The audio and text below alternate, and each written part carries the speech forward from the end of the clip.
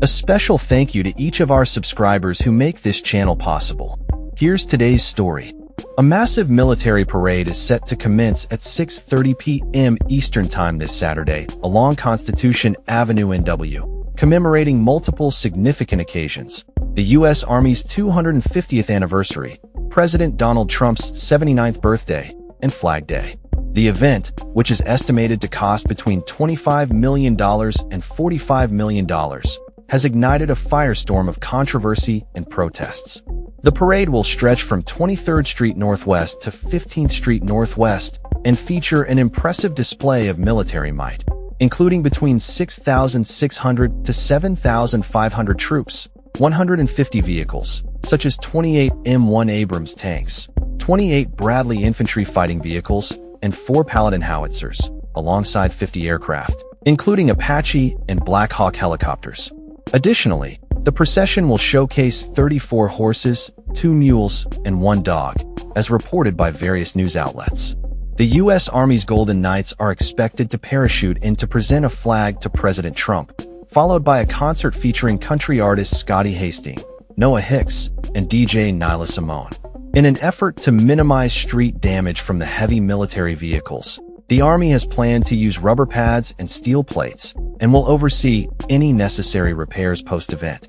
Initially conceived as a small festival for 300 attendees, the event has ballooned into a grand spectacle following Trump's election, complete with rocket launchers and missiles. Inspired by France's Bastille Day parade, Trump has long advocated for such displays, although a previous attempt in 2018 was canceled due to prohibitive costs. On his social media platform Truth Social, Trump has described the upcoming event as unforgettable and has invited Americans to attend. However, the parade has not been without its detractors. Critics have condemned the event as an authoritarian display, with California Governor Gavin Newsom calling it a vulgar display for Trump's birthday, likening it to dictatorial spectacles. Rick Wilson from the Lincoln Project has drawn comparisons to parades seen in North Korea and Russia.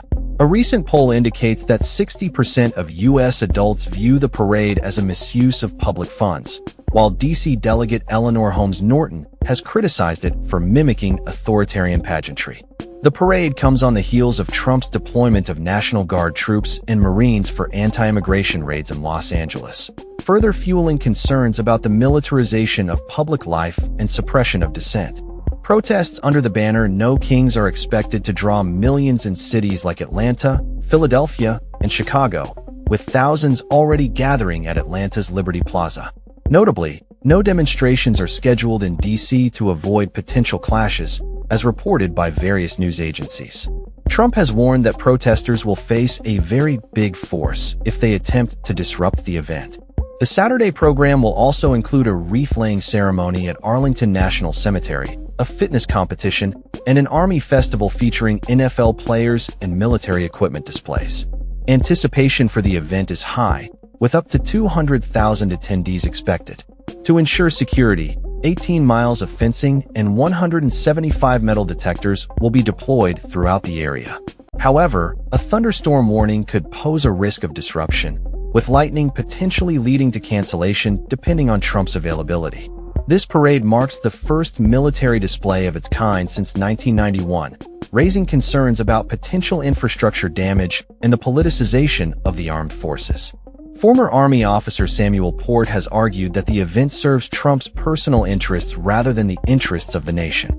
D.C. Mayor Muriel Bowser has raised concerns about the potential damage to city streets and has stated that the city will seek federal reimbursement for any damages incurred. The parade will be broadcast live on U.S. Army social media, as well as major networks including NBC, ABC, CBS, and Fox News, starting at 6 p.m. Central Standard Time. As D.C. braces for this divisive display, the national debate over its democratic implications continues to escalate, with many questioning the appropriateness of such a grand military spectacle in a democratic society. That's all for this story. We upload videos every day covering many different subjects, so hit that subscribe button to stay informed. Thanks for watching.